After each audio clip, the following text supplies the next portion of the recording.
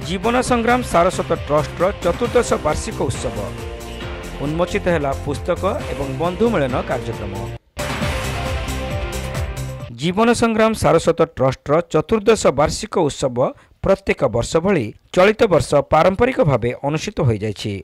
ओडिशा भवन ठारे अनुष्ठित उत्सव रे अन्यतम ट्रस्टी कवि विजय उपाध्याय अध्यक्षतार अनुष्ठित सभारे मुख्य अतिथि भावे डॉक्टर भरत चंद्र पात्र जोगदे मानव समाजर विभिन्न क्षेत्र में जीवन संग्राम को लिखित भावे लोकलोचन को आनिबारे ट्रस्टर भूमिका को उच्च प्रशंसा करथिले।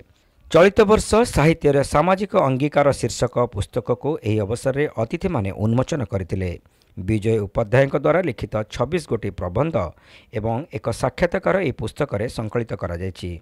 पुस्तक को समीक्षा करी अन्यतम अतिथि डॉक्टर शांतनु हालदार पुस्तक रे सन्निवेशित प्रबंध गुड़िकर बहु विशिष्ट साहित्य मानकर साहित्य कृति रे किपरि सेमानकर समाज प्रति अंगीकारबद्धता प्रदर्शित होईछि ताहार दृष्टांत देइथिले। पुस्तकर प्रकाशक तथा सुवर्णश्री प्रकाशनीर मुख्य कवि डॉक्टर कालीपद पंडा प्रकाशित पुस्तक संपर्क में प्राक्कथन रखिथिले।